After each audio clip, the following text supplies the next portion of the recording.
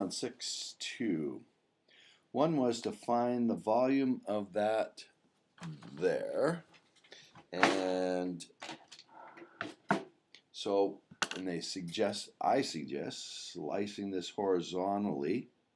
So the width of our slices would be dy, or the height of them, of these little slices. The thickness is dy, if this is y.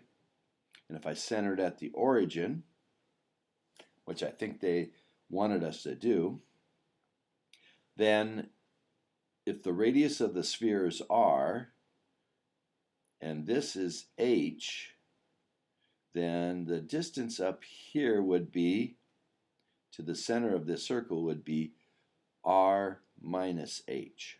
Capital R minus h. Okay? So, then, and the equation of this circle, of a sphere, of the circle that makes a sphere, would be x squared plus y squared equals capital R squared. So, we would have to integrate to find this. We'd integrate from negative r, that's down here at negative r, up to here, which would be r negative r plus h, negative r plus h. Okay, that's a little bit confusing, but that's kind of how they got it set up here. And we would have to do the radius here, which is just over some x value, squared times pi for the area of that circle, times dy. But since it's dy and we need x squared is r squared minus y squared. So this becomes pi integral from minus r to minus r plus h of not x squared, but capital R squared minus y squared dy. And this is a fairly easy integral. So we'd have pi integral from minus r to minus r plus h of, let's see, I guess I could do the integral. I don't need to put this in here, so let's just do it. This would be pi, the integral of r squared, a constant, which would be r squared y, and the integral of y squared would be minus 1/3 y to the third, evaluated from negative r to negative r plus h.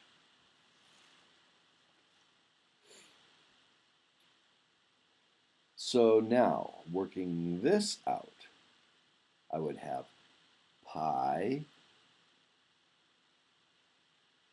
r squared, capital R squared, times y, which is negative r plus h, minus 1/3 negative r plus h cubed,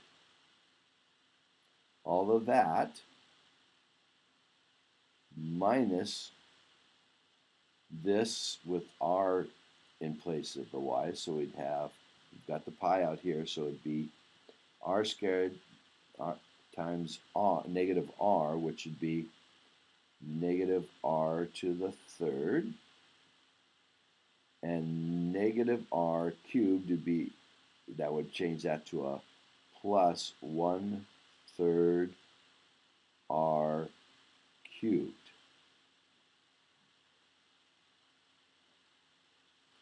Okay, now we got to clean this up a little bit. That's just algebra now, if we don't make any mistakes. So we're going to have pi r squared times a negative r is negative r to the third. R squared times h is plus r squared h. And minus r plus h cubed is going to be negative r cubed.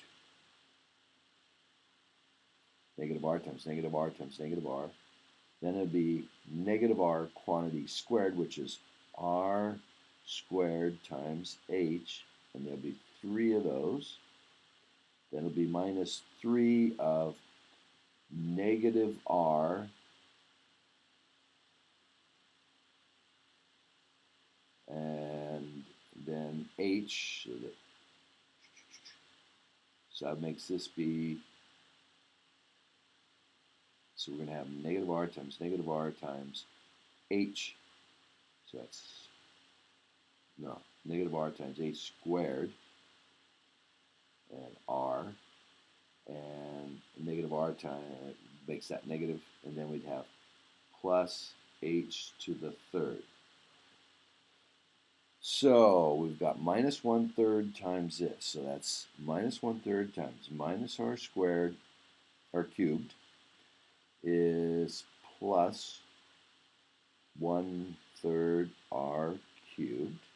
Minus 1/3 times this would be minus r squared h.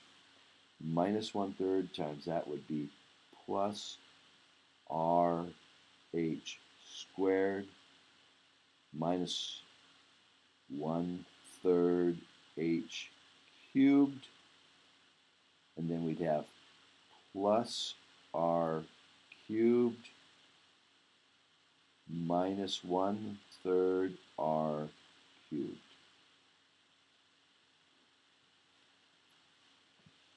Which these will cancel. These cancel. And I get r squared h and minus r squared h cancel. And I'm left with just these times pi. So I got pi r h squared minus, did I mess up something here? Minus pi over 3h cubed. And I hope that's the correct answer. I should probably check that, but we'll see. Okay. Hopefully I didn't make a mistake on that. 18. I'm curious. I got to check that.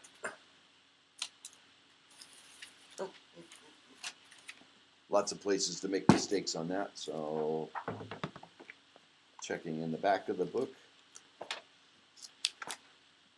5, 6, 2, number 5.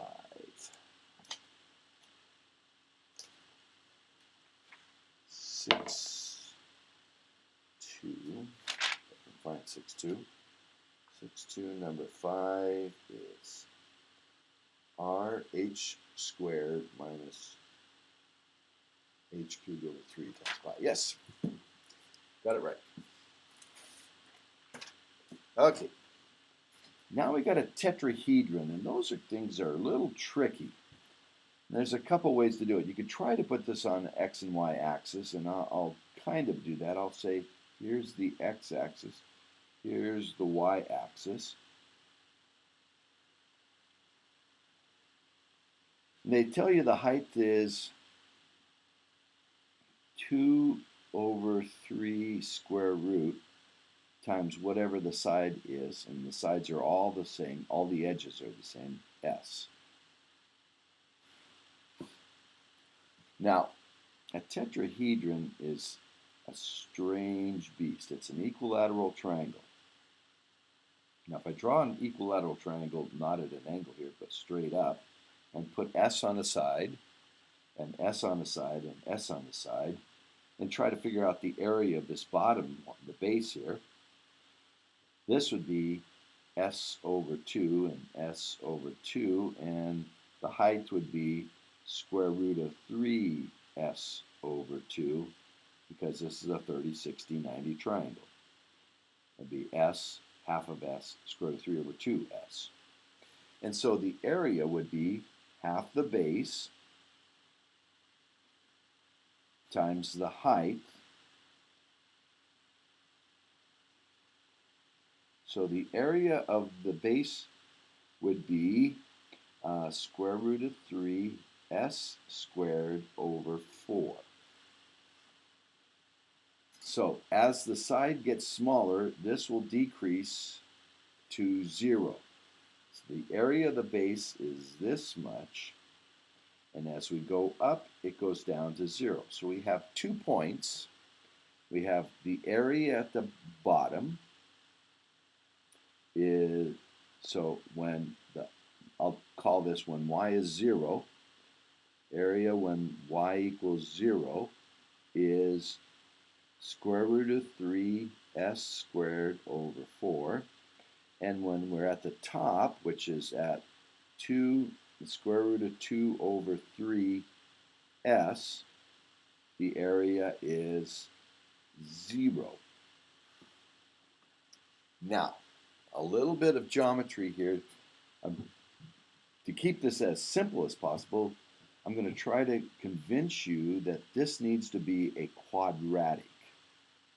Now, the area, when you start decreasing the height, you're also decreasing the width as you go up, and so it has to be, area is a function of both the height and width, or base and height, and they're both decreasing as you go up, so it's a quadratic.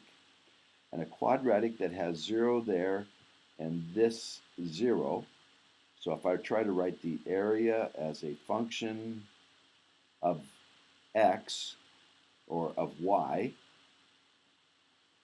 equals a quadratic, it's going to be something y squared, and it might be y moved over a little bit, and it comes out 0 up here, so it's going to be y minus square root of 2 over 3s squared. So if I put in 0 for y, this squared would be 4/3 s squared. Well, it's not supposed to be 4/3 s squared at the bottom. It's supposed to be 4 squared. This comes out to be 2/3 s squared if I square that when y is 0. But it's supposed to be square root of 3 over 4s squared. So what do I have to multiply by to get this to be true? And I would have to get this to disappear and this to show up, so I'd have to multiply by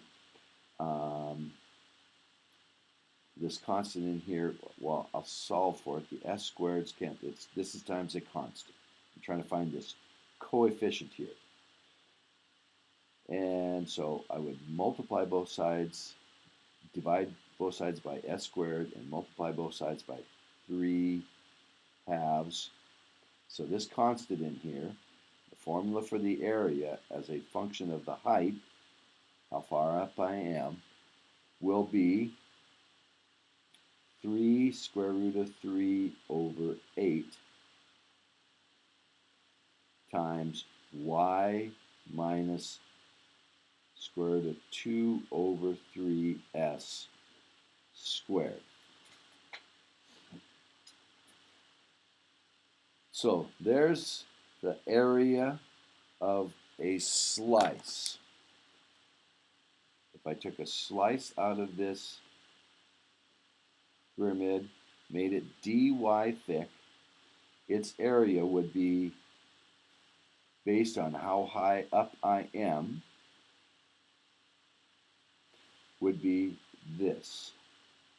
So I'm going to do the integral.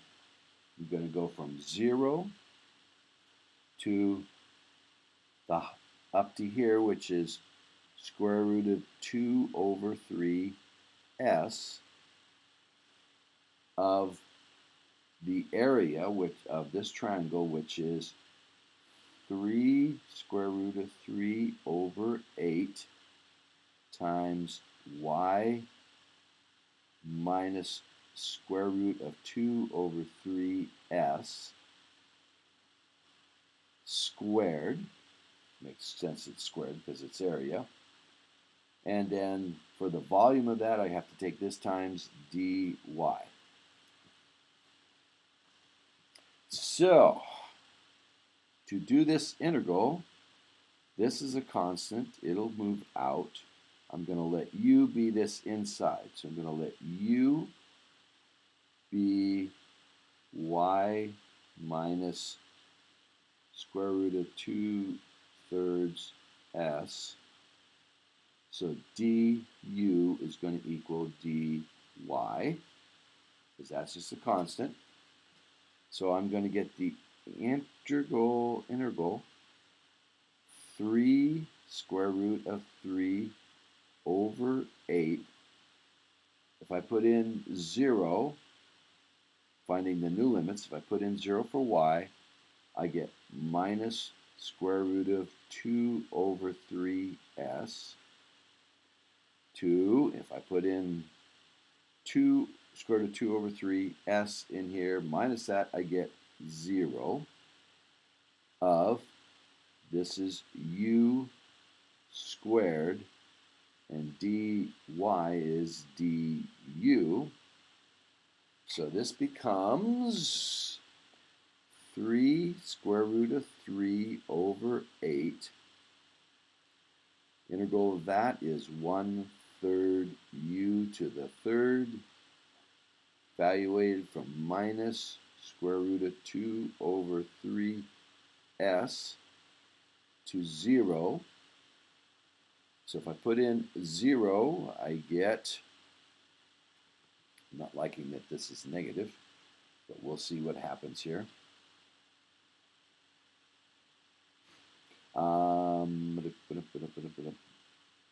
If I put in 0, I get 0 minus, oh, this works.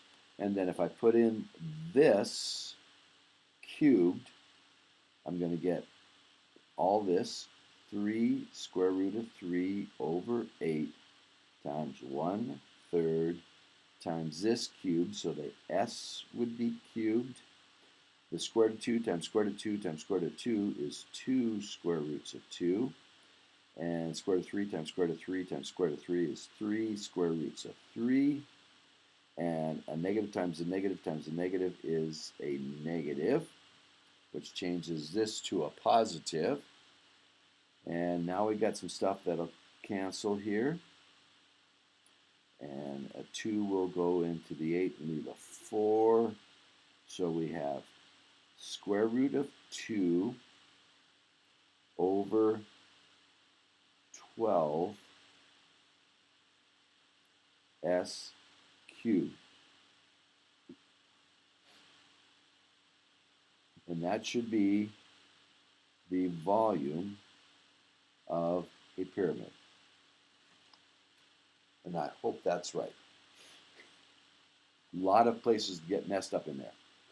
This is a little bit tricky, thinking about the area as a quadratic, because it's decreasing. And at 0, it has this value, and then because it's kind of a quadratic that's centered here, so it's got to have minus that with a constant. Okay, now 21, another interesting character. So I have two pipes basically intersecting, and there's a section in here where this one and this one, so they intersect kind of in this strange shape in here. That's they drew a separate picture of it, and you might want to look at the picture in the book. But if it's y away from the center and the radius is r, this would create a square in that piece. And the square would go to 0 when we get up at r. and the square would be r plus r by r plus r square. And it's curved. So, this circle of the pipe would be x squared plus y squared equals r squared.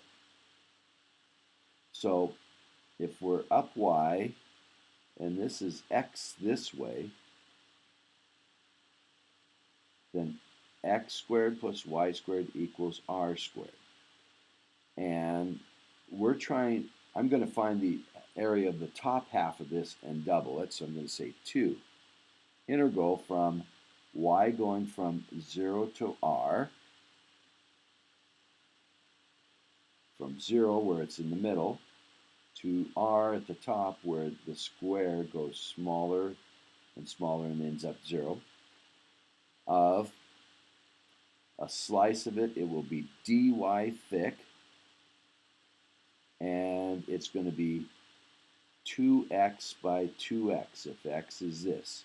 2x by 2x in here, 2x by 2x wide. So 2x times 2x. But now we want to get this with y's in it, and so I have to use this formula. This becomes 2, 0 to r of 4x squared dy, but x squared is equal to r squared minus y squared. So I'm going to put that in for x squared, so I'm going to have 2 integral from 0 to r of, I'll take the 4 out also, and x squared is r squared minus y squared dy.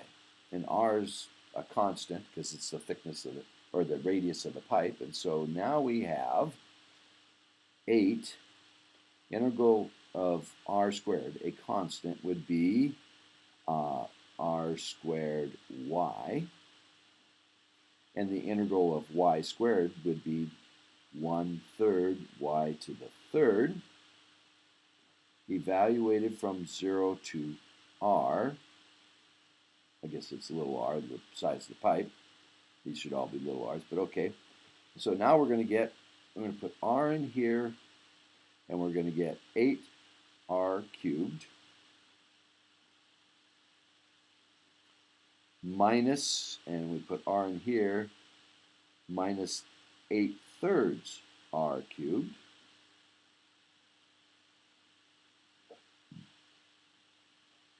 minus, put 0 in here, and we get 0. So 8, which is 24/3 minus 8/3, is 16/3 r cubed. That one was a whole lot easier than the tetrahedron. 24 is talking about a lake, and this is the area at different depths. And so if we just assume they're this area and these widths, we can do kind of the left-hand and right-hand approximations. Excuse me. So if we split it into layers of 5 meters, we could do left-hand approximations. Left 1, 2, 3, 4. Left 4 would be thickness of 5 times 2.1 plus 1.5 plus 1.1 plus 0.835, and that would be 5 meters times meters squared times in the millions times 10 to the 6th. Or, and the right 4 would be 5 meters. By the way, that means we're going to get meters, millions of meters cubed when you work this out, when you just do the math here. And to the right, we do 1.5 plus 1.1 plus 0.835 plus 0.217, and that's meters squared times 10 to the 6. We're just going to keep calling that million. So we're going to get these two answers, and you can just take the average of L4 plus R4 divided by 2 to get an approximate area of the, or volume of the lake in millions of meters cubed. So I'm going to let you finish that one. And I'm going to go to 42. And now this one's just talking about average value, and that's the definition of that is find the change divided by how wide the interval is. So divided by the change in x. So the average value of this would be the integral from pi over 6 to pi over 3 of secant squared x divided by the width, which should be pi over 3 minus pi over 6. Now the integral of the secant squared is tangent x evaluated from pi over 6 to pi over 3 divided by a third minus a sixth is a sixth, and the tangent of pi over 3 is square root of 3. Tangent of pi over 6 is 1 over the square root of 3 divided by pi over 6. So this becomes 6 over pi times square root of 3 minus 1 over the square root of 3. And you can get a decimal value if you want. 51 says find the average temperature. So that would be the integral of all of this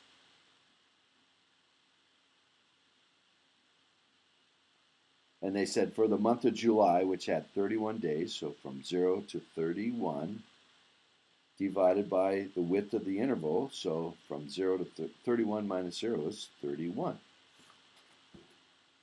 So we just have to integrate this. And, and they ask you, why is this? Well, this 31, pi divided by 31 would be, normal period of sine is 2 pi divided by pi over 31. So that's 62 days. Something is causing this to oscillate 62 times every 62 days. Now, I would have thought it would have been 31, but, and this one says 2 pi over 2, which is 4, every 4 days. So there's a periodicity of 62 days and 4 days. Makes me curious. I would say, and this is in the month of July.